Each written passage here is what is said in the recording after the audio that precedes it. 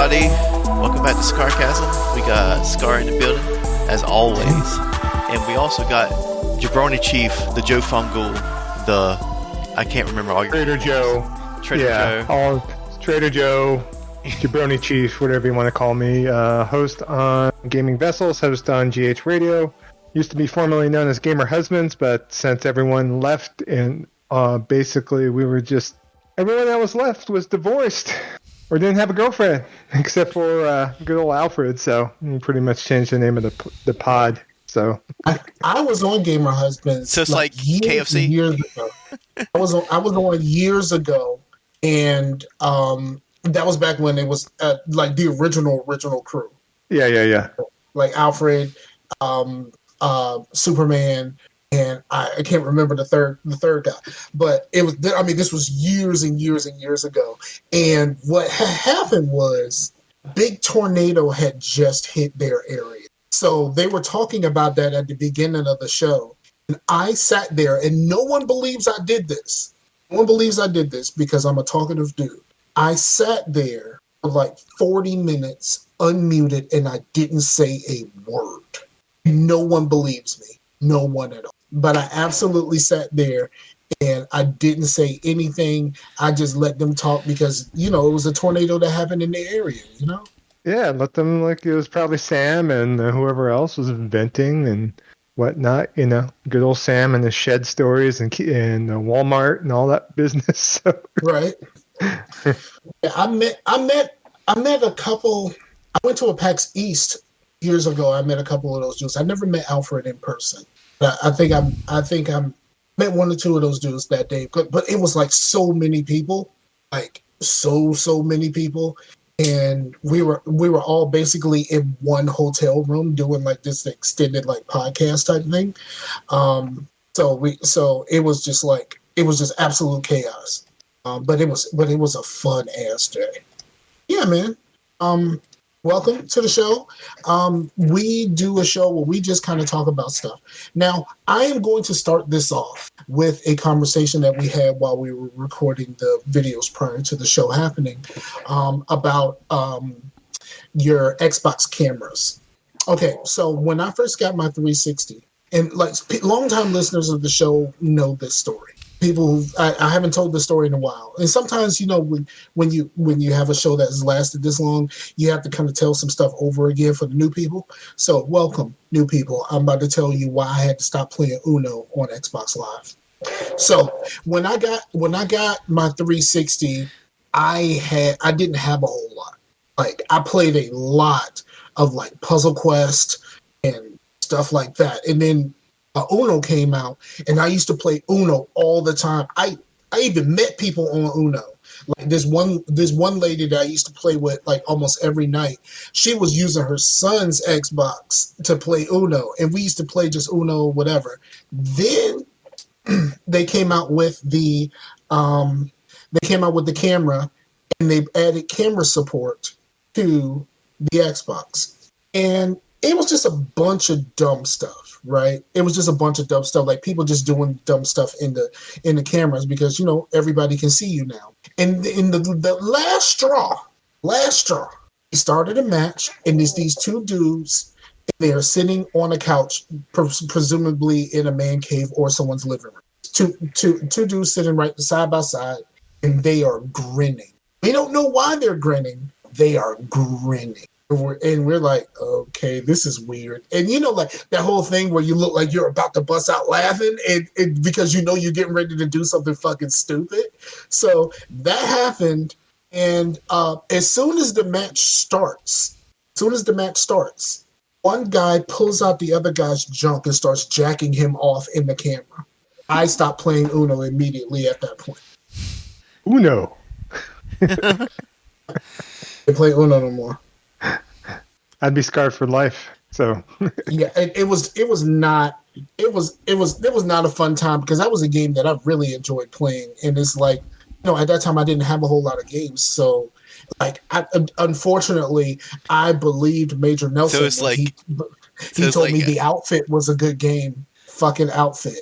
He told me that was a good game, and I believed Major Nelson because that was back when I was full on Xbot. And I was like, yo, I listen to Major Nelson and all this other shit. And every fucking week when the Xbox was out, because I didn't buy mine at launch. I got it a couple of months later when I could actually afford it. Because when I started, when the Xbox 360 came out, I was working at GameStop. So yeah, so like I believed Major Nelson when he told me that the Outfit was a great game. And so I went and I bought that shit immediately. And I had a coupon, buy two, use, get one free. I can't remember what the third one was, but the second one definitely was Oblivion. It's not my kind of game. I played it for like the beginning of the game and I just quit. I just stopped. Well, so I bet you were playing a lot of Uno, a lot of Hexic HD. I didn't play a lot of Hexic, but I did. What's the one with the marbles that go through the little snake path? I know what you're talking about. The Zuma. Yeah. I think it's Zuma because Zumba is something different, right? Yeah, Zumba is something different. What's old girl who used to work for Microsoft? She used to talk about Zuma all the fucking time. What's her name? I can't believe I used to know all of these Xbox people. I can't remember her name, but she's one of those people she's one of those people that I used to follow. But yeah, when I was in Xbox, yeah, that shit sucked. My first 360 games were BioShock, Call of Duty 4, The Darkness, The Orange Box. Oh, and Time Shift. Oh, so you got yours late. And my first was Cameo. I think went and bought it. Cameo. That was the third game. Okay, that was the third game, and I didn't like that either. I still own all of them actually. Well, I did. I got mine late. Yeah, because I played during. I would say I started playing during the 2007 era, but I didn't have my Xbox then. My father-in-law had an Xbox, and I bought a memory card, and I would play on his. We lived in the same house, so I'd just play on his and just have my own memory card. Okay. But by the time that I got my own, it was the beginning of 2009. But by that time, I had already been playing 360 for a year. But not online. But that same profile that was on that memory card became my gamer tag. So all those trophy or achievements and stuff that I got on his are still there. But so it's kind of cool. My daughter passed the 10K club, and I was like, yo, I remember when passing the 10K club and achievements was a thing. Remember when the 10K club was a thing? There was a whole fucking website devoted to the 10K club. And now it's just I don't even know if my gamer score is 10K or not. So mine is high because I've been an Xbox for a long time. So mine is decently high. It's not like 100,000 or something. I think it's like 60. Well, yours is probably higher than mine because I went over and played mostly on the PS4 during that era. But I did play some Xbox. But let's see what mine is. Mine is 46,470. I'm looking mine up right now. I'm checking mine up right now too. So. Not high at all because obviously Xbox is not my preferred console. But oh my god, this is sounds like I did this on purpose, but I assure you I did not. Right? My current gamer score is 69,969. Nice. I assure you, I did not do this on purpose. Well, that is a number that comes up. So that means you're does that mean that you are basically retiring from gaming to keep your achievement score the same? No, because I'm on my way. I'm almost finished with the campaign of 2 Point Campus. So I gotta keep going. Yeah, but that number 69 comes up a lot. Like there's a 69 in my social. There's a 69 in my driver's license number. There's a 69 in like quite a few things. I have no idea why. It's hopefully not in your face, but yeah. It's well, the right kind is all right with me. It's I think that might be your spirit number. I think so. I used to say it's 36. Well, I was just on there when I was looking at my gamer score. It just reminded me because I saw the last thing I played on Xbox, which was Shredder's Revenge, and I do want someone to play that with. I downloaded it. I just never done anything with it because I was playing. remember when we were playing Aliens and then I kind of fell asleep for a while and then I woke back up and I stayed in the party. When I woke back up, that's what I was playing when I was hanging out with you guys to keep myself awake. It's really fun and the music is dope and I really want to see. I don't want to like look it up on YouTube. I want to hear the ending song in the game for myself because I heard it's awesome. It's Wu Tang We should related. play sometime. Is it Wu-Tang related? Oh, snap. Yeah, my gamer score is like 13,922, so very low. Very So low. Well, you're in the 10K club. do you play a multiple? You play in multiple places? Well, I play mainly on PlayStation, but I play also on Steam and Switch. You know, pretty much got everything under the think sun. So. My trophy situation must be pitiful. Oh, with the PlayStation? I'm not a PlayStation person, and I've never cared about trophies. Well, Never cared about. Well, the trophy system I think looks better than it did because it used to be like based on like a rank, and you know your little rank doesn't look as good as like a big ass number like 46,000. You know what I mean? That looks better. Sony for not actually giving us the full on trophy case in our PlayStation homes like they told us that we were eventually going to get. Like fuck them for that because I was in PlayStation Home all the time because I saw the promise of PlayStation Home. I saw the promise of PlayStation Home, but they just never delivered on it. And you're not the only one. A lot of people love that shit and have fond memories of that shit. And I booted up one time. It's like, do I have to stand in line to play an arcade game? No, I ain't gonna do this. Get out of here with this shit. So. That year that they put their E3 booth in PlayStation Home, I thought that was dope as fuck. I thought it was just a cool idea. Like they was like, "Yo, this is our E3 booth. You can watch all the videos and do all of the stuff. It looks exactly the same." Well, when you say the spiritual successor of PlayStation Home is probably VR Chat. I don't know anything about VR Chat. I don't know much about it, but it seems like it's basically like a 3D world that you walk around and talk to people and hang out. I can't do VR. I can't. I have zero interest in VR. In fact, if I listen to your podcast, I have more interest than you do, but it also shows that I haven't finished Alex yet. And Alex is, if there's a reason to play VR, that's it. It's like fucking good. And that's a but I don't feel like that's the Half-Life one.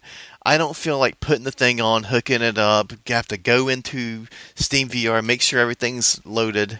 I'd rather just sit down and play a game, you know. Yeah, I have PlayStation VR and I don't really play it all that much, so I've been meaning to get back to it. So, well, on PlayStation VR, I don't want to be fully enclosed in anything. Like that's the problem that I think that I do want to play that Astrobot. I heard that's really good, and that's only I haven't on tried PlayStation. It. That's only on PlayStation. So maybe I'll get to it at some point. So I still have it hooked up. I just re-hooked up my PS4 so I could use it on that because right now if I use my PS5 with the PlayStation VR unit, it's going to throw my fidelity off on my C1. So, because I guess if you use the pass-through box, it doesn't do the 120 hertz and all that bells and whistles bullshit. So, and that's one thing that if you don't really care about frame rate or whatever, VR is the one thing you will care about frame rate.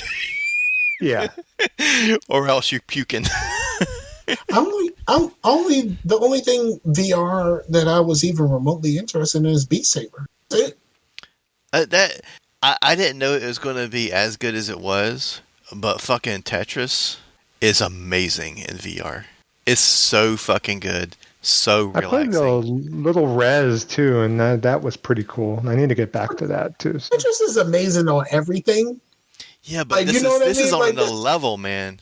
Like, because you start doing it, start going good, and the beat starts kicking in, and like the music goes. It's something special. I did see at the time it did an article with one of those Tetris champions of something or other, and they put him in the VR thing, and they said once he got the hang of it, like he was doing better than he had ever done before, even as a Tetris like champion, because like being like completely enclosed in Tetris gave him a different type of focus. I thought there was a very interesting article. It didn't sell VR to me, but it was a very interesting article at the time. So what are y'all playing now? I'm not asking Chase. Because ask me, bitch. So I'm what? So playing No what Man's happened is Sky for the last week. I got back into it. really.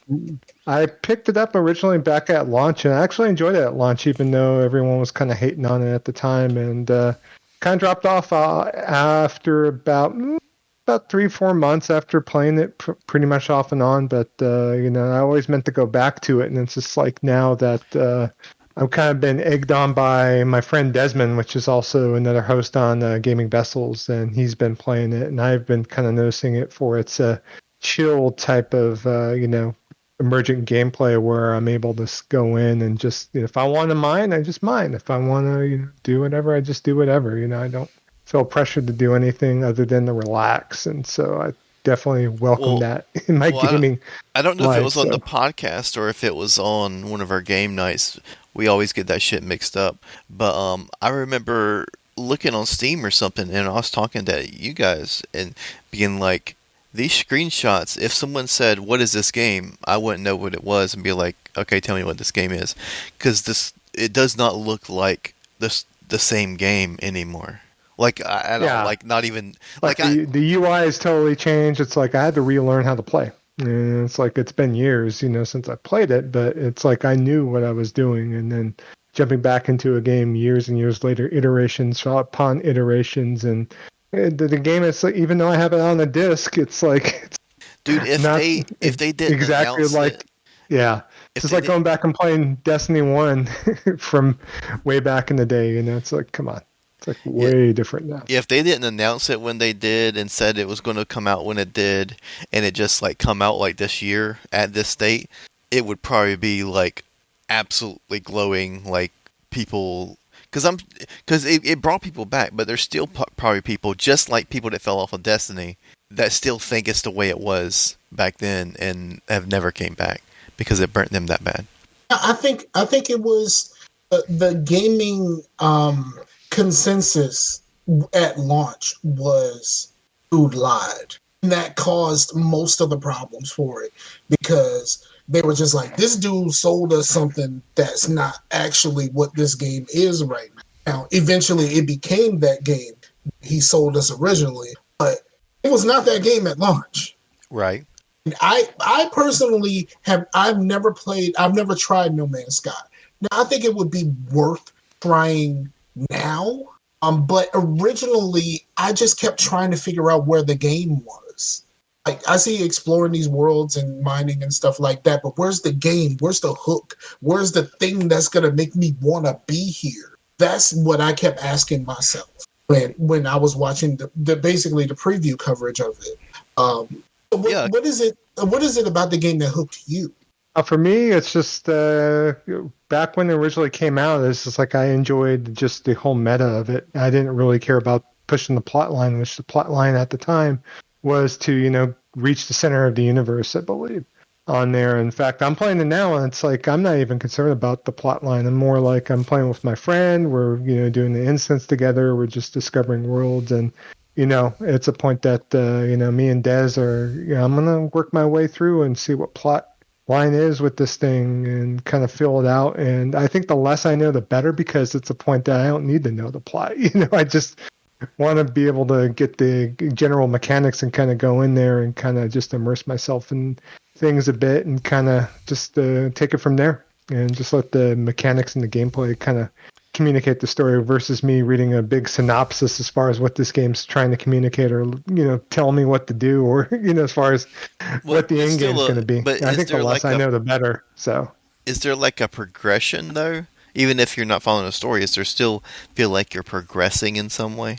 I hope so. We'll see. Right now I'm just Because relearning, and I haven't gotten the thing where I haven't gone to the next galaxy yet. I'm trying to get enough equipment so I'll be able to go and do the warp to take me to another galaxy from the initial worlds that we started with. So that's what hooked me on Valheim versus other survival games like Minecraft or the zombie ones. It just those just seem like it was just about the surviving. You're just going to day to day to day to day, and it seems fun if you had friends to do it. But like Valheim had a hook. You're building yourself up to fight these bosses to get better and better, so you always feel like you're progressing. When Minecraft does not feel like that. I was very interested in one of those types of games. I was very interested in Ark until I saw someone play it on YouTube. And he was very into the game in the beginning. Everything seemed to be going well. But every time he stopped, left, and came back, like it seems like dinosaurs just kind of overran everything that he did. Like, you know what I mean? Like, okay, I just made this little hut for myself. I got this little storage area and all of this other stuff. You know, I got a couple of dinosaurs on my team. Like, we good right now. And then he leaves, and when he comes back, a Tyrannosaurus done ran through the hut. Well, that You know what I sucks. mean? Like I didn't know it was like that to where like it's gonna stay there when you're gone. Because even like in Valheim, even if you're not at your house, like enemies spawn around the players. They're not just in the world, so they're not just gonna like even when you're playing. But when you're off, the game's off. You know what I mean? So like that would Yeah, I don't know what kind of server he was playing on. So but this is pretty early in Ark. I mean, it's probably a much different game now. There's all kind of Wasn't sci-fi shit now. wasn't Conan Exiles like that in a way too, where it kind of existed where you had to go and maintain every so often? So I've heard about that game. I don't know anything about it. It never I seemed like a game I for me. I played it, but I didn't get the full experience of it. I enjoyed what I played, but for me, it felt like I was playing an RPG because I went with a group that they just had armor for me, and we just went and raided caves and stuff. So it didn't seem like a survival game for me because they already did all the surviving already. They just big base and stuff when I started playing. So. So yeah, the but only thing I it was remember fun. about that game was the dong slider, because there used to be like at least on the PC version, you could obviously make your dick as long as Kingdom Come Yeah, or whatnot. So yeah, that's very much stupid. yeah, There was another game where it was like a woman, and like the bigger you made your boobs, the more charisma your character had. But then you get the opposite of of that with the South Park games. Because the darker you make your skin, the harder the game is. I know. I told Kevin that another host of Gaming Vessels, former gamer husband's guy, that obviously Mhm. kind of felt that a bit, So Yeah, I posted a picture in the chat of us at that PAX East, and I was like, I know we all took a picture together, so like the guys that I'm talking about are in that picture. It'll be on the stream. I don't think it's gonna be on the stream. I was just talking to him personally. yeah, I wasn't there for sure. I got on the gamer husband's like around episode I think 354 hundo, so it's like. Okay. You And I only got on there because I was friends with Kevin, show enough 71, okay. and kind of got from there. So, and then of course I'm friends with Chris Brown too. The Merry Gamers. So, Yeah. Shout out to Lefty, man. There was a while where he was kind of going through it, man. I was there to kind of witness all the mayhem, unfortunately. So, Yeah, I've been there. I'm divorced. I've been there. I'm Uh, divorced too. So, I'm on like year 4. it's been quite some time for me. Thank goodness. Well, it's been like 10 years almost 10 years since the separation. Though. Yeah, it It'd be was kind 10, of it'd be hard for 10 me years. because I gamed with my wife. So. Me too. That change, and I podcasted with my wife also. Like she was the other person of this podcast. So like when she left, like a lot of the identity of everything I was involved with just kind of changed in that instant. I kept plugging away, so I was still podcasting with married gamers, even though, I I, standing I as a took married man was like, kind of hanging in the balance a bit. So, I took a break and came back. I just couldn't function. Well, there's another podcast called Married to the Games. So, Oh Chase, what you got? I'll be nice. I'll ask you about your game today. um, I actually played something that I didn't think I'd be playing, but for some reason I just saw it in my Steam library and I was like, you know what? Fuck yeah! And I've been playing Far Cry 2. oh wow, Oh, two? Yeah, two. Two. Didn't they not? They didn't get like really, really good until three, right? Well, they became what everyone knows as Far Cry in 3, like the outpost and the taking things over, and you basically being a hero that's from a foreign land that comes over and becomes like a tribal hero that saves everybody. And so that didn't really come in until 3. 2 is a different beast. It to me is when Far Cry became a little bit better because Crytek made the first Far Cry, and with all of Crytek games, I've always said, other than Crysis 2, Crytek is a really good developer of tech. Not really on games. Like Far Cry, Crysis, all these games are like these tech demos that look amazing, and they're kind of so-so games. You know what I mean? But Far Cry I mean, 2, there was a whole thing. That was the whole thing like years ago. Like build a new PC. Can it run Crisis though? right? I've never played Crisis, but I saw it running like at a Fry's at one point, and it's like, oh shit, look at this. Oh my I have god, you know. I have a special 360, and I have a special copy of Crisis 2 for 360. I played it a little bit just to see if the special part of this box actually worked, and did. And I don't think I played very much more than that. I don't even think I've even played any of my special games after that because I got like at least 3 of them when I got the damn mod chip put in the fucking thing where I could play copy games. I got like 3 of those, and then after that, I never thought about. Crisis 2 is a very fun game. I really like Crisis 2, where it actually No, became a game at that point. no, I know my homie Ace. Ace really loves the Crisis series. He loves the whole series. So But yeah, Far Yeah, Cry 2, its whole thing, you're still an open world and whatnot, but you're no hero, man. You're like a mercenary. You're between this like civil war. Like you can kill everybody at an outpost or whatever, but there's still an army there. So you come back through there, they got more dudes there. You're never going to like clear out an area. There's always going to be someone to fight, dude. You got malaria, so you having to take pills.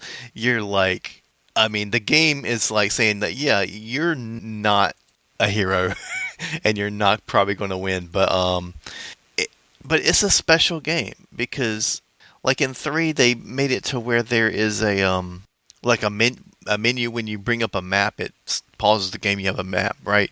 Well, in 2, when you bring up your map, you bring up a map that you hold in your hand. Like it still has icons and stuff on it, but you're holding it in your hand when you're driving. You're holding the map there. You know what I mean? So it's still the map doesn't actually pause the game.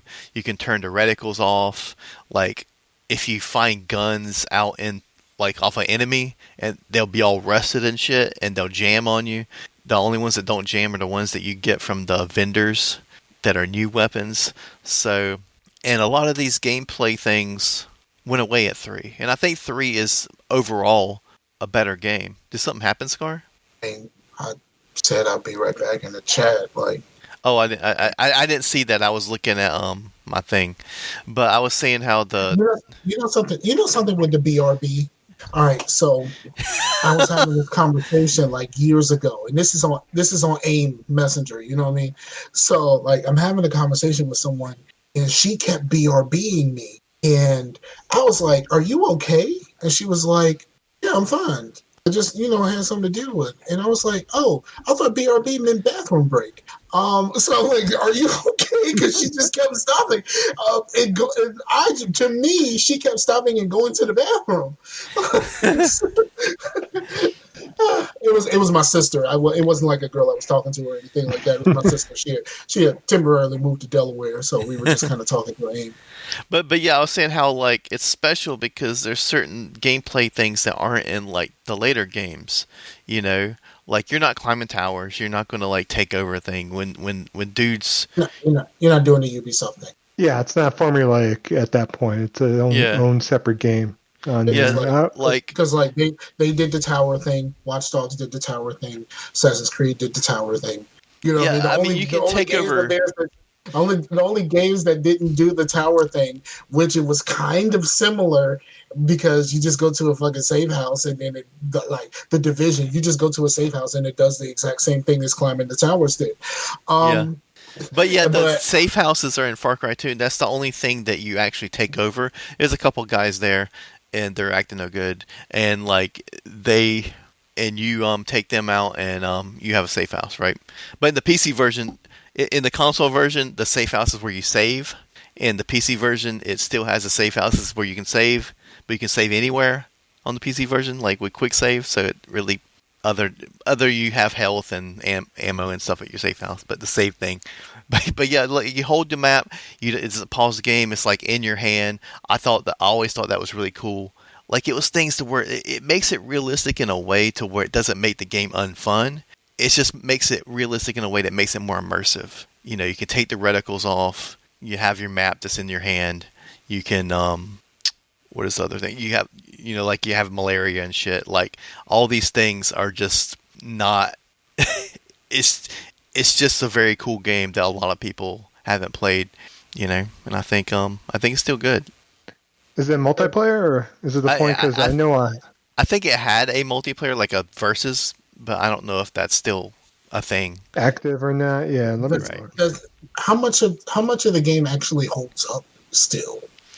Visually, That might have been something that I missed. Like, not just visually, but like controls wise and things of that nature. Were you doing mouse and keyboard?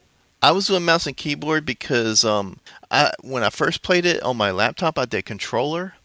But for some reason here, it's like the thumbstick was just straight raw mouse, and I couldn't control that shit worth shit. So I went mouse and keyboard. But so far, I mean, I think with the controller, it was still Call of Duty controls at that point. Yeah. Aiming down the sights and all that kind of stuff. Yeah, it wasn't of like fucked up shit like the first Bad Company. First Bad Company was like this pre Call of Duty control, so like the control schemes is fucked up in Battlefield Bad Company 1. Oh, speaking of Battlefield Bad Company 1, how do y'all feel about Amazon buying EA? hasn't happened yet, so just a rumor. Like, it's a rumor, but like, let's be honest, Amazon has more money than anyone, so like they could just be like, we're buying EA, fuck it, let's do it. And like it can just be a thing. I mean, of course, there's a lot of legal stuff to do, but like everybody else is gobbling up places. Like Microsoft gobbling up places, Sony is gobbling up places. Amazon Who's the big one? Who's the big one that owns Tripwire and stuff? Embracer? Yeah. Yeah. Yeah, it's just like that people gobbling up smaller things, and like to Amazon, EA is a smaller thing. You know what I mean? So I don't know. I just feel kind of weird. It feels weird that like if Amazon owns EA, Amazon could say it's Amazon, it's in the game, and No. they could do that. They could do that, and nobody would sue them because they. no. I think we should never do that. I think we should never ever do that. Well, I think EA as a company, for me at least, not exactly top of the line anymore. I mean, if they buy them out, they buy them out. I mean, I don't know. I've really kind of shipped a sailed on EA in my book, so. It's true, because the only EA game that I actively really there's kind of 2, maybe 3 EA games that I actively care about. All of them are older games. Like, none of them are, like, Mass Effect. That's EA, but like, it's like, come on, dog, is it really EA? You know what I mean? It is now, because BioWare's not the same, not when the 2 doctors left, way back Yeah, when. and they left after 3, so that's when shit hit the fan because of the stupid fucking gamers. They ran the doctors off, and they haven't been the same since. So at least we got 1, 2, and 3. I like Andromeda, but it's not a great game. It's a good game. It's not a great game. So I would put that on my list. And then I like playing NBA Live 19. I still enjoy playing that game as opposed to even worrying about whatever the new 2K is. I just enjoy playing that game. That game is just pure fun.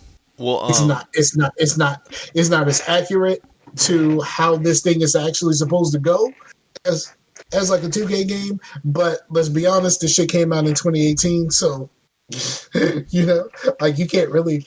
They haven't came out with a new game since, so you have really nothing to compare it to. Yeah. It's weird. I mean, I know that Scar is notoriously hated Battlefield, but I used to love Battlefield. Like, well, at least with Battlefield Bad Company too. But and then I enjoyed the Bad Company games. I will say that. But as far as Battlefield in general, I fucking hate it. I can't stand Battlefield. but It's like Battlefield is like the Cowboys. Like I don't like the Cowboys, but I hate the Cowboys fans.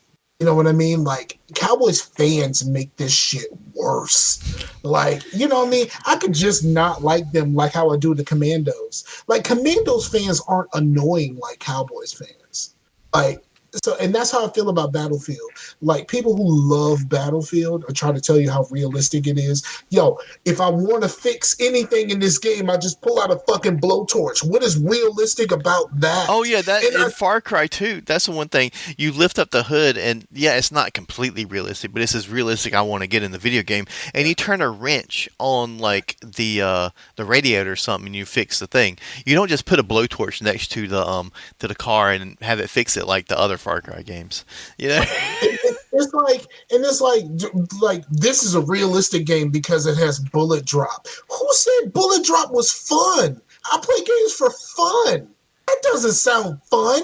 Bullet drop isn't fun. I'm Far going Cry through 2 fun with all the bullets jamming and all those guns going haywire. like I was saying, they jam on the guns you find like in the wild, but if you get your guns from your vendors and stuff, they're legit. So it's just make sure you just have your good shit, you know. But yeah, it's I don't know, I like it. But like the new Battlefield, man, like that is like a really trashy game, and it's sad. You know what I mean? Because even if you don't like Battlefield, I would hate for Battlefield fans to get some sort of shit like that for $60. This kind of pays the mind as far as how EA is operating and been operating as a company for these last few years. It's just Anthem, Battlefield, you fucking name it. It's just a shit show. Anthem wasn't even that bad. It was Anthem was great. I liked Anthem a lot, but you know, obviously everyone crap. Play after, and I was just like, this is actually fucking cool. And like leading up to the release of Anthem, it's like, yo. You mean to tell me they made Destiny with Iron Man suits? Where the fuck do I sign up? You know what I mean? Like people were just kind of hating, and I'm just like, no, it's Destiny with Iron Man suits. Like, what could be wrong with this? Yeah, and they totally fucked that. I kind of wish, you know, they were working on an Anthem like, you know, 2.0, where they were going to release this big like update, and I was following the guy on Twitter, the director in charge of it, and they eventually just decided not to go through with it. So it's just like they had some sort of meeting. It was like, yeah, EA is supposed to decide the fate, and it was just like, all right, we know that we're working on 2.0. We're trying to get everything, you know, squared away. We're putting all of this effort into the game, and then it was just like it took too long. That's the problem. They were like, hey, you know that thing you're working on? Well, what if you don't do that? No, you know what it is? It's like, hey, BioWare, go ask your mom if we can get 2.0. And she goes, and they go to EA, and then they come back with the sad face and the poked out lip. Man, EA said no. That's basically what happened. We were all like, go, ask your mom so we can get 2.0. She said no. And more like they're like promising this 2.0 so they don't get their ass class action lawsuit. So. Right. But that game was really cool. But here's the thing. They said that EA is working on 2 Marvel projects. One of them could possibly be an Iron Man game. They have the technology already. There was nothing wrong with flying in that game. Mm-mm. Nothing wrong with that at all. Yeah, I saw some news bit, I guess, that Avalanche Studios was working on an Iron Man game for 2 years, and they shit canned it afterwards. So they just need to make it so we can fly longer. So, yeah. And so, like, please, BioWare, y'all can pull off an Iron Man. like I believe in you. I used to really believe in BioWare. Like I don't. I'm trying hard to keep my love for BioWare. Like I might have to just put on KOTOR one time just so I can feel something again. Um, like I have to do that. But then the KOTOR remake got fucking delayed. It's like, come on, man. Like Well, it's not that BioWare, wasn't so them. That wasn't them. I granted that wasn't them. But it's just like, man, But hopefully it's gonna be if they get some, they have got somebody else that maybe they're saying, hey, we don't want a Anthem or a Cyberpunk type situation. You guys are gone. We're getting somebody else to do this right. Because what you showed yeah, us. they said it was delayed indefinitely, right? Well, it's they said. delayed. Well, they're still working on it. Yeah, it's trying to think of the developer. It was Aspire that was doing the remake, and then they kicked it over to God, what's the name of the developer? Oh, Saber Interactive, the same group that brought like World War Z on there, and they've done other games previously. I think some of the main heads of Saber Interactive also did Spec Ops: The Oh, Line, I believe. I So I, I forgot yeah, about World War Frank, Z. I am thirsty. Be right back. it's still a rule. Bring us Spec Ops the Line or Kingdoms of Amalur, you need to drink. It's that's the rule. And I hated Spec Ops the Line. I've never played it, even though it's in my backlog. I heard it's like It's obviously it's a this big overwrought plot and like horrors of war and all this other stuff. it's So a solid game until you get to the ending, and it makes everything you did while you were playing this game obsolete. The ending kills any enthusiastic response you would have for that game. It's because you don't get nuance. Oh, I get nuance. I just don't know why they did that the way that they did. But World War Z, man, that was a good spoilers. game. He said that was in his. He said it was in his backlog, so no spoilers on Spec Ops. oh no, you can spoil it. I'll probably never get to it. So But but World War Z, man, that's a really good game, and we used to do some game nights on that. Forgot about it's that game. still on Games Pass right now. I mean, I thought about dipping back into it. So It's fun. I thought it was coming. I thought it was coming off at the end of this month. is it? Shows you how much I know. I don't really pay attention. I haven't turned on my Well, Xbox in a while, so I you're just right. look on But I'm gonna look right now, and But yeah, I know it's a good. Yeah, leaving soon. World War Z. Oh, they're I'll give me getting. excuse to buy it. I think it's like less than $10 at GameStop. So Well, What Remains of Edith Finch, Two Point Hospital, Signs of Sojourner, Mist, 12 Minutes, which, fuck that game, Hades, World War Z, and Spiritfarer are all leaving Game Pass. Yeah, I'm not happy about 2 Point Hospital. Now, I own 2 Point Hospital on 2 other platforms, but I played it mostly on my Xbox because of Game Pass, and that really blows. Billows. And I don't want to buy another copy of it because, like, I mean, I've gotten everything that I can get out of that, and I'm currently getting everything I can get out of Campus, so I can't really be mad at it. I Were actually you, played a game. I actually played a game that I had never played before this week. well, you what's got, that? once it leaves, you got Train World 3 to look forward to coming soon. So, I'll slap the shit out of you, Chase. I don't care nothing about no trains. Nope, not at all. Fuck about that. Cooking Simulator. I know Cooking Simulator. Yeah. No, I'm only really. I mean, in my free time, I am playing 2 Point Campus, but I did start playing Ghost Recon Wildlands because it was on Game Pass. So I have a I main Xbox. So like now I have a whole bunch of people to play the game with. I never played the game before. And it's kind of funny because the person that I helped, Todd, Nemesis, who was just here during the reactions, I helped him get into the division. So when we started Wildlands, he had played Wildlands before. I had only played during like the beta or the demo. that beta was I did, trash. yeah, I didn't actually play the full game.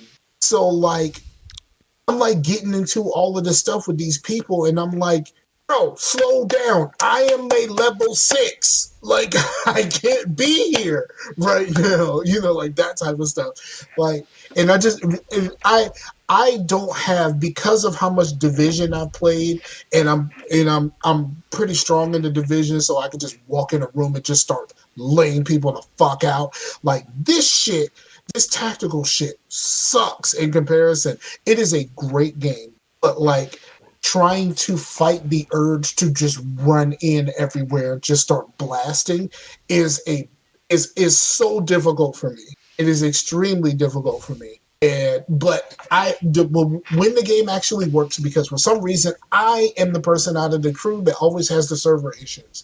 Connecting to Ubisoft servers is always a fucking problem for me, and me only. Nobody else seems to have any problems. It's just me, and I don't understand it. But Comcast. Wildlands is really good. And I play Breakpoint. I do believe that Wildlands seems to be a better game at this point, but there are some gameplay innovations in Breakpoint that I wish was in Wildlands. There's a thing where you can do, like, if there's a helicopter or something over your head, in order to hide from the helicopter, you can like lay on the ground, you can go prone, and you can throw dirt and shit on yourself, so it makes it harder for you to see. You ain't got that shit in Wildlands. So if there is a helicopter flying over your head, if you can't get indoors, that helicopter is going to fucking see you. And it is the worst thing ever. Because I actually tried it. Like, I dropped down to the ground, and I was like, where is the button to throw the dirt on me, yo? Where is that button? But, of course, I played the game that came after this. So there's some things about this that I don't have. There's this cool thing where you get, like, I got like a ton of like the Ubisoft rewards when I started the game. They just like kept coming through. Like, I got weapons and clothes and all kinds of stuff through the Ubisoft Club rewards. There's 3 that I want to point out. There is a Future Soldier, Ghost Recon Future Soldier outfit that if you crouch and you wait for a few seconds, you do go invisible with the see-through shit, like in Future Soldier. There's an Assassin's Creed outfit that's really cool. It's like military but Assassin's Creed. It's kind of hard to explain, but it's like if someone wanted to design some military gear, but like with like Assassin's Creed aesthetics, that's it. And then there's a Division one. I think those are the ones that I remember. I know that there's more than that that I got through the Ubisoft Club, but yeah, it's really cool. And then the weapons that you get, the only downside to the weapons that you get from the club is you can't mod those weapons. So you have to take those weapons as is. But Wildlands is a really, really fun game. I find it very difficult to get around because finding helicopters is not as easy as it is in Breakpoint. In Breakpoint, you just go to like one of your like safe areas, like the bivouac or whatever it's called. And like you have your own helicopter. You can be like, all right, I'm just gonna get my helicopter and we can go do this. You just jump to you just fast travel to the safe area and then you got your helicopter. No, you gotta find a helicopter around here, dog. And the helicopter may or may not have some guns on it. It may or may not, be like all kinds of things. Like, it's just like, I mean, you on your own here, dog. Like, so like but it's been a fun game so far. But like, man, do you die easily? I know what GHR Maverick, good old Alfred, he hates with a passion Breakpoint. It's been a point of our podcast that he loves Wildlands, he hates Breakpoint, and I think he should articulate a little bit more and maybe play Breakpoint. I didn't love Breakpoint. What happened was I just happened to, someone was playing Breakpoint and they were having like a really big sale off of like the Game of the Year edition or the Super edition or whatever for like super cheap.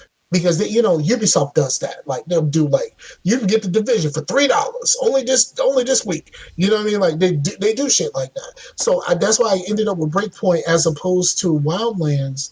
And my biggest problem with Breakpoint is the game would just crash on me a lot. But I was enjoying it enough to whereas I kept coming back with the crashes. Like I knew that at some point this shit was gonna crash. It is gonna crash to my dashboard. There is nothing I can do about it, but just wait a few seconds and just come all the way back. Probably been patched out, and the one thing for Ubisoft, you're going to give it up to them, is they will keep hammering at a game. I mean, hell, Division 2 just had some updates not too long ago, which I was tempted to jump back in, but I didn't jump back in. So no, I have what they say 600 or something hours in the Division 2 on Xbox. yeah, I think I have like about three hundo on PlayStation though. So yeah, I have deleted characters so I can make more characters. I know I've deleted at least about 5 people that I've ran all the way through, and then I deleted it so I can start over with someone else or just start over in general. So yeah, my the only way that I can see that is through the Ubisoft Club. If I look at it through the game, my character's time is measured in days. It's not measured in hours anymore. wow. It's like you have played this character for 14 days, 12 hours. Okay. I don't know. I'm waiting for them to kind of. I want to see Heartland. I mean, they're free to play game, but we'll see what's up with all that business. So. I don't think I'm really as excited for Heartland than I am for the mobile game. Was the Retribution? Yeah, I think so. Because the mobile game looks like New York. It looks like Division 1 in a mobile form, and I'm like, I would love to go back to Division 1 New York, but with Division 2 sensibilities. Yeah, but is the mobile game going to be like dumbed down and shit? It's a little bit more streamlined, especially when it comes to like character classes and stuff like that. But it seems pretty balanced so far from what I've seen. Your character class determines what the skills, the 2 skills you have, which is different. You could just change your shit on the fly as long as it's not cooling down before. But yeah, I would like to see Heartland before I decide which way Heartland is going to go. I think it's kind of weird that they've talked about Heartland for this long and we haven't really seen anything other than a few screenshots. And the screenshots weren't really of anything of note. It's just screenshots. So and then like the problem that I have with Heartland is everyone explains the gameplay as an Escape from Tarkov type of game, and being an Xbot, I have no idea what the fuck that means. I don't either. And I know that I've listened to a few podcasts that have talked about Escape from Tarkov, but I know it's very much a survival-esque, like, I don't know if you know anything about it, Chase. I don't play it, but I've heard about it. But it seems like a game like Rust or something, right? Yeah, I think so. I think the way they describe the Division game is you are put into an area where you have to achieve some objectives and you have to extract back to the home base. But it's kind of like the whole game is the Dark Zone. Yeah, basically the whole game is kind of like a Dark Zone type thing. You're going to the Dark Zone type area and you have to get some things done and then extract back to the home base. But it's weird like that. And then apparently they have at first they were going to have a mode where it was not you were not populated with other people, but that was kind of like the training wheels for the actual thing. But now they're supposedly making a version that's like a co-op and it's a PvE type version of the mode. So I'm interested, but I just want to see something first. I'm tired of people talking about it. I just want to see it.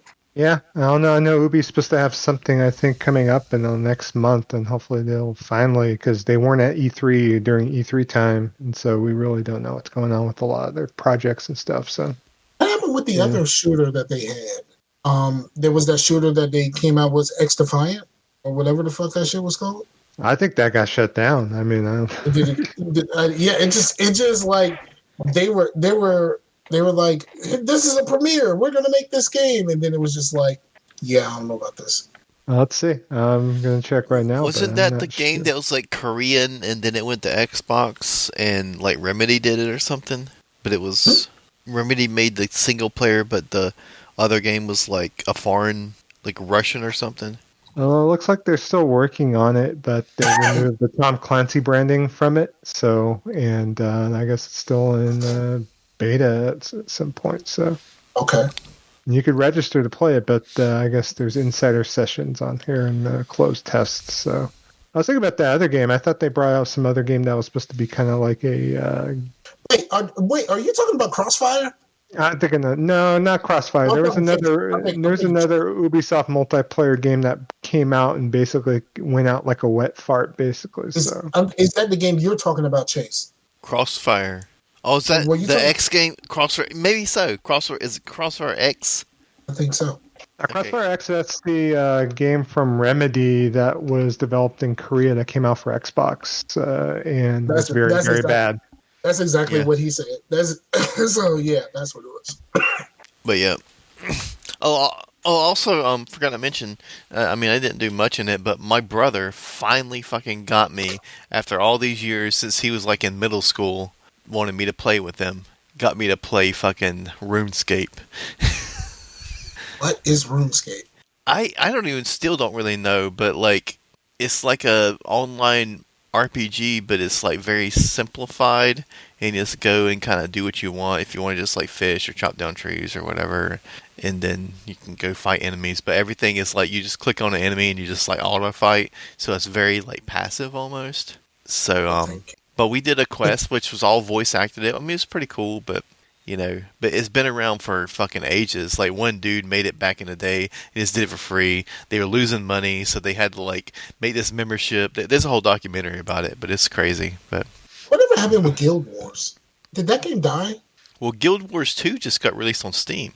Yeah, we're talking about it. In fact, I got some sort of Amazon like, hey, go here and you get like a Guild Wars like, pet or something like that with the Prime. So yeah, they're still chugging along, I guess. So I remember that being like we're the anti-WoW. Yep. Buy the game once. There you go. Play all you want. But Joe, did you ever say what you were playing?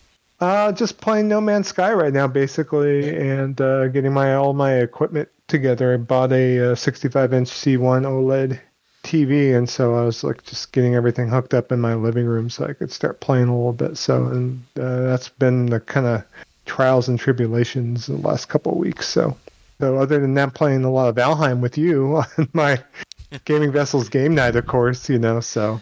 I kind of talk about that. Valheim's like the game where, you're just like the Viking den mother over here building everything, and I'm just going in swacking that shit. So it's like you alright, Scar? Gathering resources, all that fun stuff. I just had a coughing fit, and I don't feel well. I don't feel okay right now, but I'm a soldier through. I got this. I'm just letting y'all talk about the Valheim because I'm not even going to even think about touching that game until it's on Game Pass. I'll probably retouch it once it's on there. So I was mentioning it to Chris and also over to Eric Bouchard, and I think they might pick it up. And so if that's the case, then it might be good to get multiple people playing that game. So it's really relaxing for game nights and stuff until it's not. Well, haven't really talked about fighting any bosses. We only fought that one boss, like I think 3-4 weeks ago. So, and that was pretty cheesy easy. So, yeah. Well, the first one he's pretty easy. But the second one's not as easy. But yeah, it's kind of like that scene in Ragnarok where Thor and them are like getting ready to go, and like the Hulk is like getting ready to go fight the big dude that pops up out of the ground, and so Chase is like, yo, we need to go, and you're like, big monster, what are you talking about? Like that's Yeah, I also played a little bit of Monster Hunter Rise for the first time in about 6 months, and that was pretty much a chore because I was trying to remember all the mechanics, because if you haven't listened to our podcast before, pretty much a lot of our previous history, especially with me and Desmond, we played a ton of Monster Hunter in the past. I'm talking about like way back, like back in PSP era, playing Monster Hunter 2 portable and all this other stuff. So I never played Monster Hunter at all. but I did play that wannabe game for a little bit when it came out because it was cross play. Dauntless. Yeah, Yeah. I played that for a little bit, but it was just kind of like I just didn't really know what to do in that game. Well, that seems You like know? very why Monster Hunter is like so daunting, and wow, and the other game is Yep. Dauntless, but Yeah. Exactly. so it's Trademark. Ding. but it's because like you know how like when you think about a Ubisoft game or like open world games in general, you like see all these question marks and stuff and all these exclamation points, and it's very daunting, like all this stuff to do. When that game is like not like that, but it's daunting in trying to learn the mechanics, like Well, the like thing about jeez. Monster Hunter is like the mechanics of the weapons, they're all different. So it's like almost like playing a new game when you pick up like a hunting horn or a insect glaive, or you name the type of weapon that you use, and it's Hunting almost like horn, relearning. insect glaive. Yes. What That sounds like random word generator. Oh, If we're gonna they, what are we gonna name this? It is a hunting horn. It's a hunting horn. Like it's once you're in it, and it's like, like I've never yeah, the played Wu Tang hunting name horn or generator. insects glaive, and they're both deep, and it's like it's kind of funny that Desmond, I believe he's played a little bit of hunting horn, but I have another friend that played just a grip of insect glaive, and so it's like it's an entirely different game. It's like, that's the name of the episode, right? It's the name of the episode definitely is hunting horn. hunting horn. There you go. So Oh my. I would appreciate, Chase, if you picked up Monster Hunter World for maybe Xbox and or Steam, and I know with gaming vessels right now, I know one of our listeners, John BT, It was just in a wanted to play bundle. Monster Hunter World, and it's part of PlayStation Plus on the PS5 as far as the little suite of free games that you get because you ponied up and bought a PS5, for God's sake. Here's some PlayStation Plus games for your ass, basically. So, Well, but I it was just in a bundle, but I didn't pick it up because I didn't know if there was anybody playing on Steam. That's why it took me so long to get Alien Fireteam Elite because I didn't know anybody that played it on Steam. But yeah, then I got it because it went crossplay, and then we've actually have been playing that a lot, which is really fun.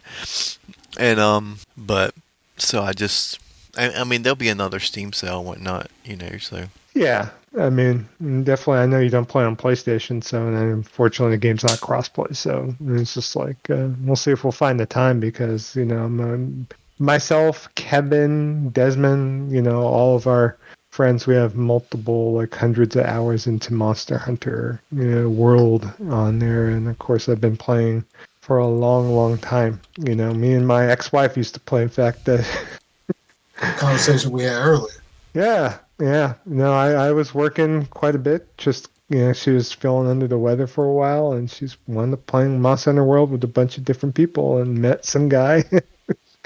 Off she went. So that's what happened. That happened to a homeboy of mine. One of his wife's Call of Duty friends kind of slid in, and yeah, You because know, his wife played Call of Duty. the kind of handwriting was on the wall of my marriage anyway. But Absolutely, I feel exactly the same. I for a point I didn't want to play Monster Hunter for a while, but I went back to it and pretty much just picked up where it left off because I didn't want to let that take the game away from me.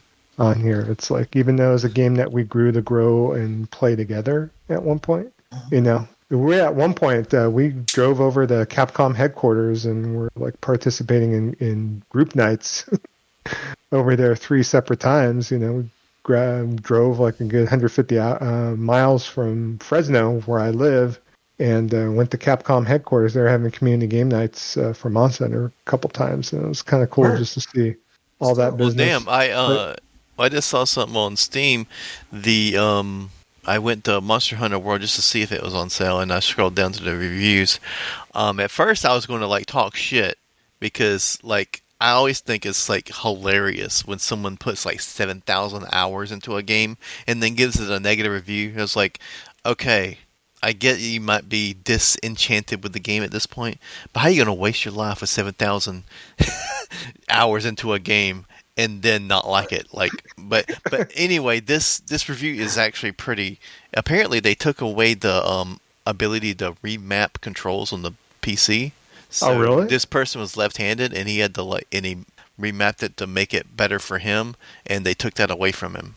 I used to play Unreal Tournament left-hand mouse in the arrow keys because I never could WASD. Never Well, could. Wow. WASD is basically arrow keys. It's just in a different spot, right? Yeah, but like I would left-hand mouse, and then arrow keys.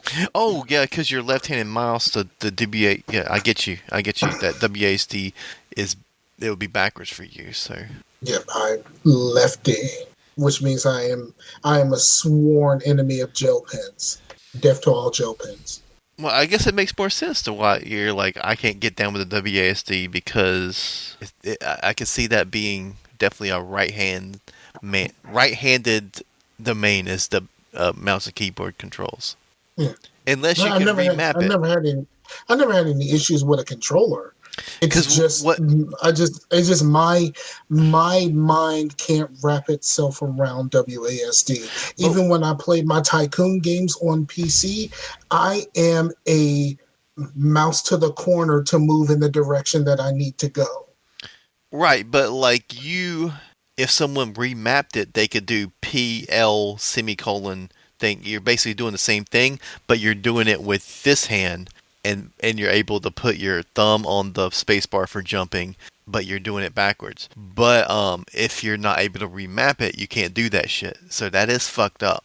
Yeah, especially on PC. In PC, you should be able to do whatever the fuck you want. Sure. You know.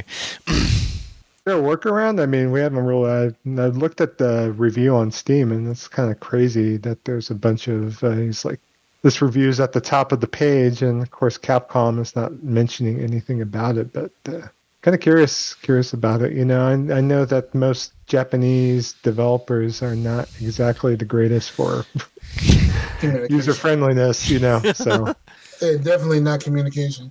I mean, No. I at this point, like, I'm still surprised that Capcom is still in the league because, like, Capcom, like, all they do is they just do remakes of old stuff. Like, is there a lot new? Anything like really, really new coming out of Capcom, or is it just Well, they remakes of did old the shit? remakes of the Resident Evils, but they have done new Resident Evils that have done really well. Like 7 and 8 have both done really well. Okay, Yeah, they got some new games. I mean, in the works. I mean, obviously their Monster Hunter franchise. You know, they got a sequel to Monster Hunter World that is not obviously been announced yet. But we'll see if maybe Tokyo Game Show kind of has that unveiled. What Street Fighter 6, which I don't yeah, know. it's the only thing you're saying to me is sequels. Yeah, they got this other game. I'm trying to think of the name of it, but it's kind of a multiplayer game that kind of combines Anthem and Dino Crisis. It's Exo Primal that is coming out for all platforms next year. And so they announced.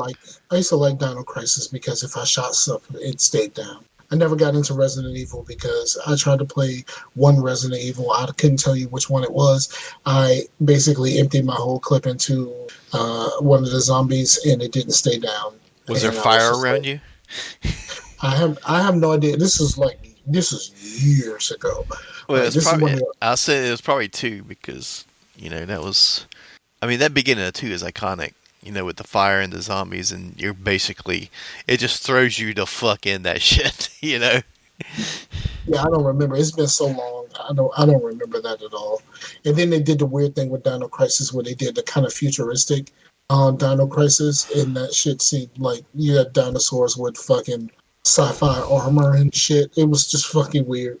I don't know what exactly they were thinking, but it's just like, come on, man, what are we doing? Yeah, but check out Exo Primal. I mean, I know that a lot of people are kind of thumbing their nose at it, but it's like it's like PvPvE, so it's like you're fighting like a separate 5-player team. It's 2 5-player teams of various mechs, and the mechs kind of look like they came straight out of Anthem, and then you're fighting a bunch of dinosaurs being like ported out of like wormholes.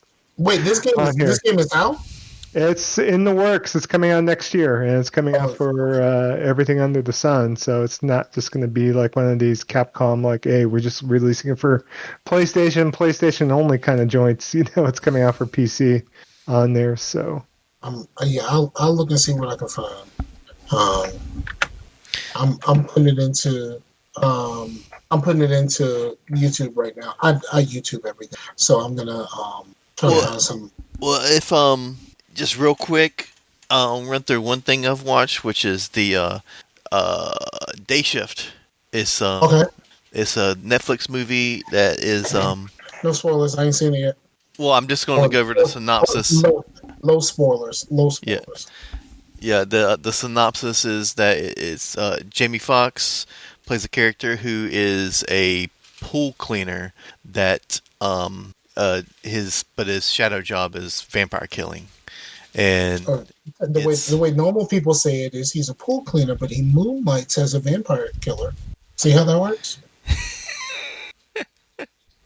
well, I thought Moonlight now has like a double meaning, but anyway, but No, I mean it may like well the double meaning like actual like moonlight, and then like moonlighting like so there's at least a double meaning. I don't know if it's a triple meaning to that, but like I know there is a double meaning, but it was just a lot easier way to say what you were trying to say. then saying shadow job. Shadow job. What's a shadow job? It's a job you do in the shadows. It's like it's like a prostitute that only wants to do it when it's pitch black in the room. Um, But yeah, it's good, man. I saw some take reviews it and I was like, I thought that I was going to be like, oh, it's going to be okay, might be fun. Yeah, it's definitely fun. And if someone's like, oh, it's a stupid dumb movie, yeah, it is a stupid dumb movie. But man, I watched it twice because I watched it at work when we were kind of in like small breaks and whatnot, and then I watched it fully with Amber, and I was thinking, I think I love this movie. Like, it's really good. It's just so stupid and fun. You got Snoop Dogg in it. It's uh, Dave Franco does a great job. It's a good movie, fun ride. so it's that stupid. I mean, super stupid. Like It's basically Leprechaun in the Hood, kind of stupid. it's John Wick meets vampires. So Oh, okay. you got some really good choreography. Oh man, there's one part with a vampire hive or whatnot, dude. That part is sick. I love that part. But anyway, yeah, I know eventually I want to see it. Just like eventually I'm gonna get around to watching Prey. But before I get into just one thing that I watched, what is something that you watch? Yeah. Me, I don't watch that much TV, so it's like I live by myself. It's like I don't sit down and watch TV anymore. So it's like I can't really say I watch YouTube. I watch baseball. That's it. So Yeah, I watch a lot of YouTube, like a ton of YouTube. so I you haven't watch. watched Real Housewives of L.A. or whatever anymore? I don't watch. I don't watch reality shows of any kind. yeah, I used to. I mean, when I was married, I sat down and watched whatever my wife was watching. So I wind up watching like Naked and Afraid or like Little Women or whatever the booty ass bullshit was on the tube. And it's just something that I just sat down to just kind of zone out, and just got into things. But maybe I'll get back in the habit of sitting down and plopping on the couch and watching things. But I'd You rather can be watch X playing Play something. I'd now. rather be Get your walking my force back. dogs, accepting. Yeah, So. I sat down. Living by yourself, like you end up finding time to do stuff that you never thought that you would have time to do. Sometimes, I watched someone play through Division One. It was an abridged version, but it was still 7 hours, and I watched that whole fucking thing. So they took out the grindy parts. He took out the grindy parts in between to raise your level enough to be there. He cut out all of the like side mission stuff. It was all just main mission stuff and like the videos and cutscenes and things of that nature that came around those missions. But yeah, Was he playing solo or was he playing with group? playing solo. Nice. I played the last time I played Division One. I played solo up until the part where you start going against the LMB and they ate me up. I was like, I gotta go get some help. I did perfectly fine with everything until I got to the LMB, and the LMB fucked me up royally. So, but I I haven't watched a whole lot, but I'm watching this show for another podcast that we're doing, the Return to Oswald podcast. We are watching a show called The Undoing, and it's a whodunit, and this shit has me captivated. I've now watched the ending because we have to do 2 episodes. I have to record 2 episodes tomorrow because Brandon is moving on Thursday, where we normally record the second episode. So I've already watched the last 2 episodes. So it didn't quite end as great as I thought it should have, but the ride was great. Like there is parts of this story where you're just like, I think everybody, like, you know what I mean? Like it's a ritzy upper class New York family. They belong to this special private school that they send their son to. They end up meeting this lady, and she has a scholarship child into this prestigious school, and she wants to be a part of the auction committee. They auction off stuff so they can raise money for the school. And then the night of the auction, she gets murdered. And there's a whole, like, it's way crazier than that, but that's just kind of like enough to get you in. It's an HBO show. It's only 6 episodes. That's it. Just 6. And I didn't think that I would really care that much about ritzy New Yorkers. But let me tell you something. If you've never heard me say this, Donald Sutherland is a fucking G amongst G's. He is fantastic in this. The actor Donald Sutherland. Like, there's a scene where he lets a dude kind of have it, but he kind of does it in a way that only he could do. He like talks to him normal, but there's so much menace in what he says. It's like, yo, that is why you hire him to do this job. Like, and there's a couple of other moments with him, and the two main actors is Hugh Grant and Nicole Kidman. That is the basically the husband and wife of the family that you basically follow through this whole thing. The story is mostly focused on Nicole Kidman's character, but it's really stinking good. And I didn't think that I would like it, but I really, really enjoy it. If you like a whodunit, you should check out Knives Out.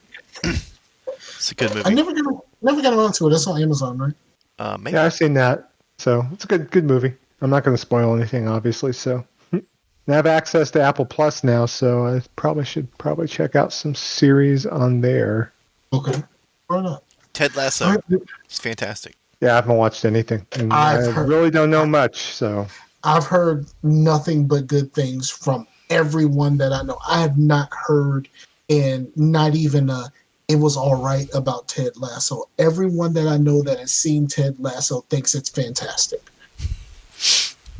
I've never heard anyone be like, it's all right. There's that other series too, right? The one that's done by Ben Stiller, I think. That's supposed to be really good. I don't know anything about that. Severance, I think. Ben Stiller. Ben Stiller did The Cable Guy? Yeah, I knew that part. Severance is a name of a show. I don't know if that's the one you're thinking of, though. Yeah, that's the one on Apple TV. That's supposed to be just balls out. That's supposed to be really, really good. So cool. And I don't know anything about it, but hey, I got free access. So hey, the only thing I have to invest is my time. So find the time. If I'm not watching MLB for 4 hours a night, just going back and forth. So. Okay, so we got anything else that we want to discuss? I think I'm good. I think we did it. I mean, this has been. I mean, you and I have been talking since 8:00. Yeah. Yeah, I bet you're pretty tired, so go get some rest. I don't know what's causing these coughing fits. That's the only thing. Maybe I need something to drink. I don't know, but something is causing these coughing fits, and it's not a dry cough, so it's not COVID. But it's just like I just randomly just have coughing fits, and it's driving me crazy.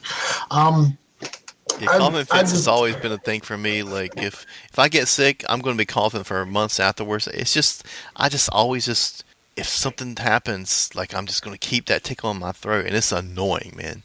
You're like, God, it's like embarrassing, you know? I I used to be like that, but then they took out my tonsils when I was like 33, and like after that, I haven't really Oh, been.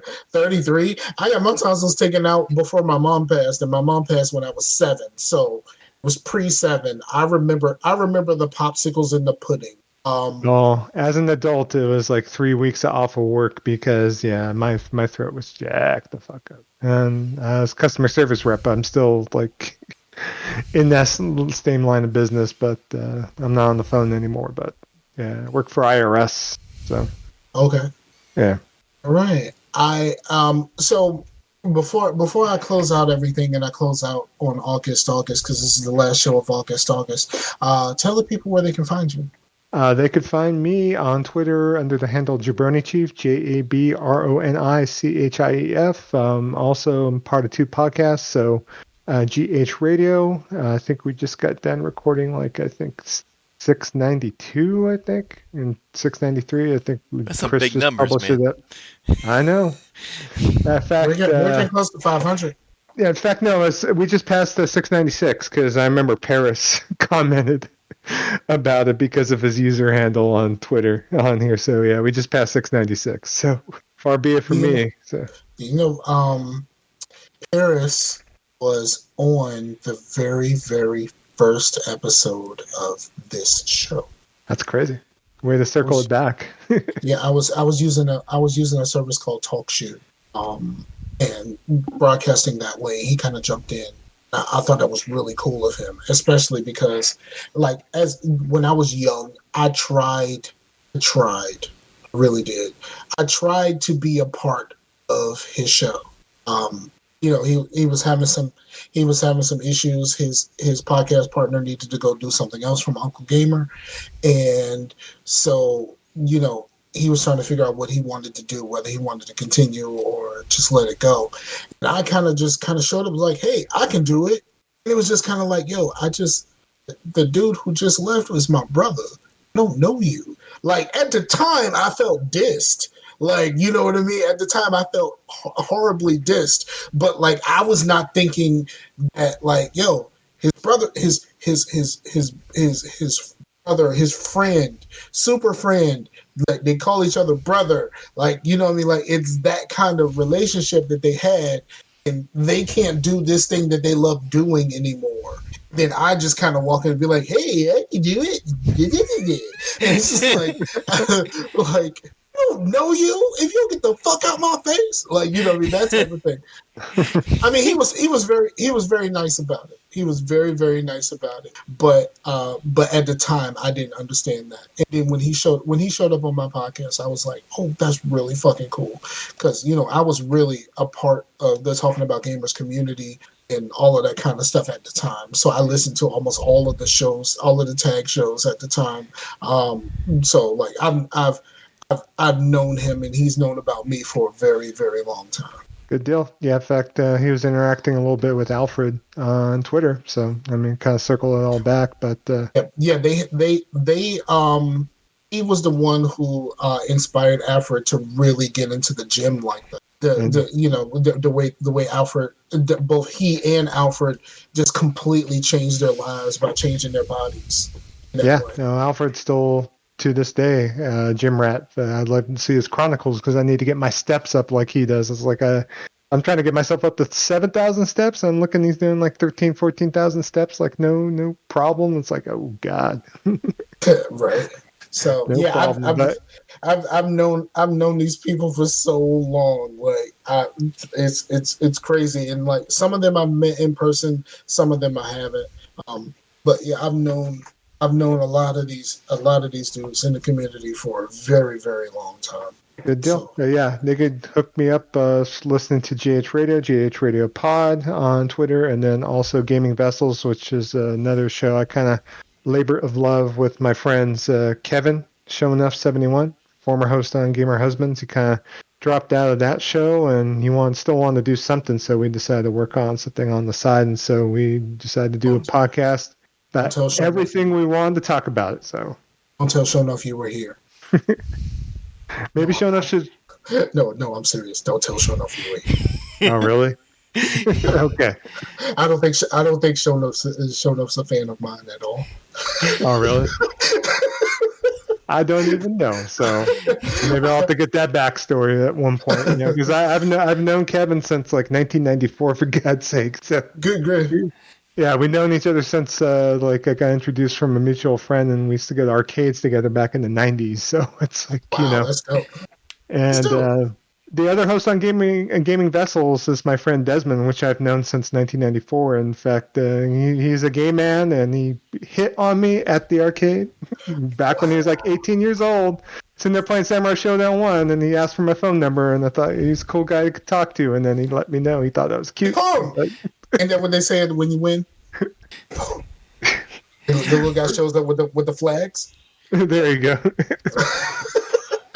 The little referee in the background. Yeah, no, we got into it a little bit, playing a little, because no one else was around. So I wound up playing him for like, I think 30, 45 minutes, just sitting there doing one-on-one fights. And it's like, yeah, good times. Never thought you'd meet a lifelong friend at an arcade. It's like, but I had several in my life. All my friends from back in the 90s arcade lifestyle. I mean, pretty much I know to this day, talk to this still to this day. So, That's dope, because a lot of people don't have friends like that anymore. I have some friends that like I talk to on like Facebook and stuff like that I've known for a very, very long time, but it's not like I've ever like had any like real like conversations with them like we did when we were younger or whatever. So it's really cool that you to keep in touch, and even to the point be able to do a podcast with some people that you've known for that long. It's really dope. Oh yeah, for sure. Back in the day, we used to go to the arcade, go out and go to like Denny's or Lions afterwards, go drink afterwards sometimes. So Denny's or where? Denny's, like Denny's diner. No, yeah, but I mean, you said Denny's or Lions, I think back in the day, is another like regional like. Oh, okay. I was like, I ain't never heard of no Lions. Yeah. He's like, I want to eat at Alliance. Yeah, I ain't never heard no Lions. I as a place to eat, no.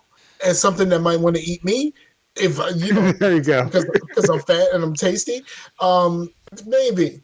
But no, I ain't never heard of that one. I mean, of course, maybe the customers are the Lions.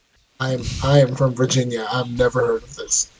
Yeah, it's like an old like a diner chain from back in the 90s that doesn't even exist anymore, but they were all in California and stuff. So, okay. Yeah, another 24-hour joint. You can go there 4 o'clock in the morning, grab breakfast with that, have people drunk, have people just hanging out, kind of things. Sounds like Waffle House.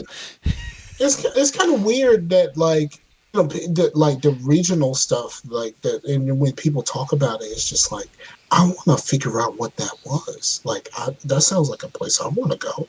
And like most of the locals would be like, man, it was alright. But I'm just like, no, that sounds fantastic. I would like to do something other than the Waffle House that early in the morning. Regional stuff is crazy because sometimes you grow up with these things and then you realize, wait a minute, so not everybody has Food Lion? It's like everywhere around here. You know what I mean? Exactly. It's like people from like Texas and stuff like that talking about Buc-ee's and how better Buc-ee's is other than Wawa. And I was like, shut your face, sir. Like do not besmirch Wawa. But they're just like, no. You have never been to. If you're saying that Wawa is better than Buc-ee's, you have never been to a Buc-ee's. And I said that is true, but don't besmirch Wawa. Until I get to a Buc-ee's, we not doing this. And like stuff like Whataburger and stuff like that. It's like it's kind of thing to where like your mom's mashed potatoes. Your California's got the In-N-Out and stuff like that I've never had. Everybody's mom's spaghetti is always the best spaghetti. You know what I mean? It's like. It's because that's what you grew up with. So, sure. All right. Well, thank you again for being here for as long as you've been here, through the shenanigans of us trying to record reaction videos and talking about shittings. and like everything else that has come with today. You stepped up to the plate when we needed somebody, and I thank you greatly. Appreciate it, Scar. And to the people listening, this is the last episode of August. We'll try to see if we can work something else out to try to bring some people that we missed back around. But we're going back on our 2 week we're going back on our 2 week thing. We are really putting our best foot forward when it comes to the reactions. We crossed 100 subs with the home free video. The home free video was doing very well. Hopefully that will eclipse the Nightwish video. But we crossed 100 subs, which is it's something small to the rest of you. To all of you, it's small, but to us, this is monumental because we decided to do the reaction channel and just be ourselves. And even though we did get in a little bit trouble with the Nightwish stuff, like we really tightened up. And even at that time there's times where I wanted to quit. We tightened up and we became better at this, and we started really getting into the swing of how we wanted to do this. And the subs seem to be going up. And we appreciate everyone that's subscribed, that's liked it, that shared it with somebody, even Nightwish fans. We appreciate you. I think to celebrate the next time that we have a session, we are going to listen to another Nightwish song just for you. Yes. Oh, before I forget, we did have a contest and we do have a winner, but it's only going to be announced on the show because that's the point of the thing, is getting people to listen to the show. I will announce that we have a winner, and we only announce it on the show in the Discord, but not actually announce who won. You know what I mean? Because but I wanted to say a little bit about this. Everyone got the answer wrong. First off, yes. Our winner is Arcane Head 97. He said that it was from Silent Hill. Nemesis said it was Silent Hill 2. He was a little bit closer. Mafia Thug said it was Silent Hill as well. But it's actually Silent Hill 3. And there's a few little podcast hints that I thought was kind of obvious. For one, I had just talked about that I was playing the game. And two, it's a screenshot of the hospital that is featured in 2 and 3. But this map has the save icon from 3, and also that you go through the elevator that you don't go through in 2. So it was kind of a hard one, I guess. But still, everyone got it wrong.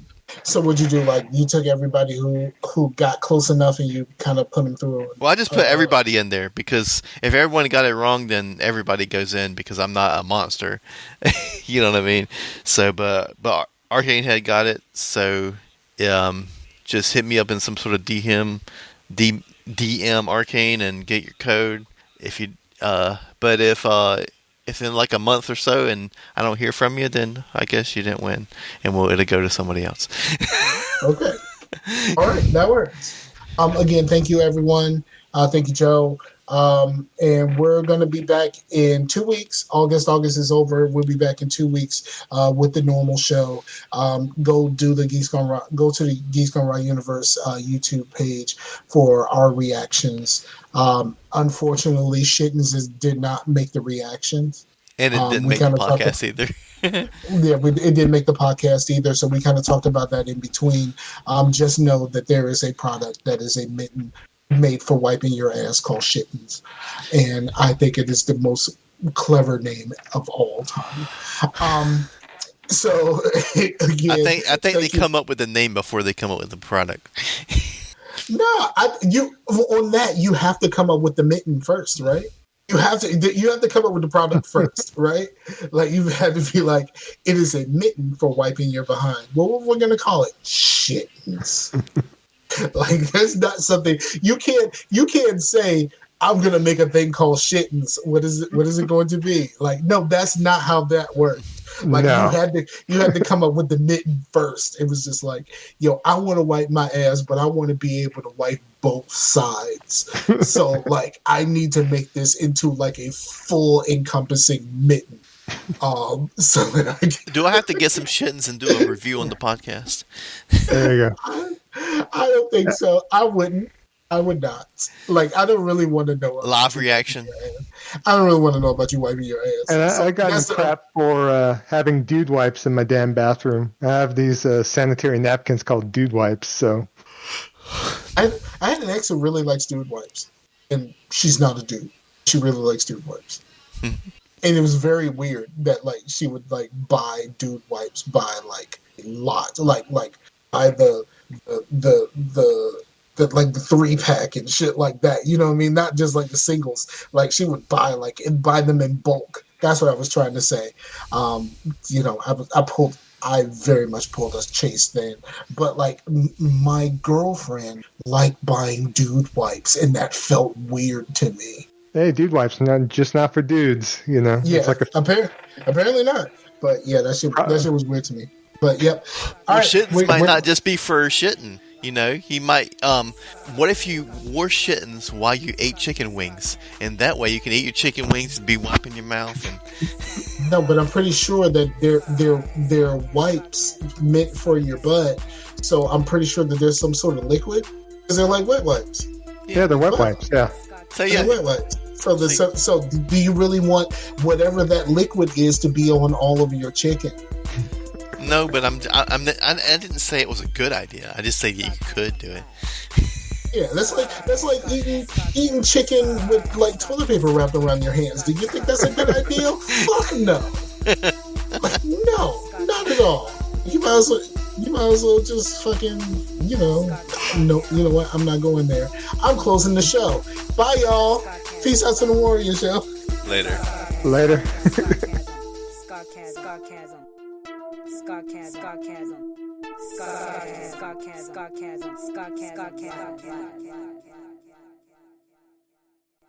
I like that shit, yeah, boy. Look, I'm telling you, Walt. I'm telling. All right, I ain't gonna talk.